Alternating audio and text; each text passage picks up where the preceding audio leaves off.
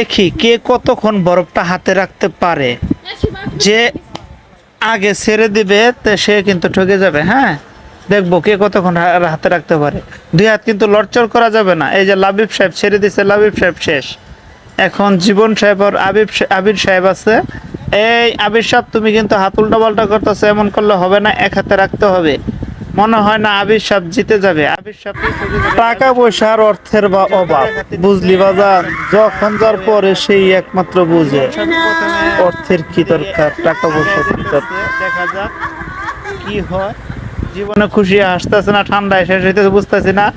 আবির সাহেব শেষ, দাঁত মুখি করে যে শেষ।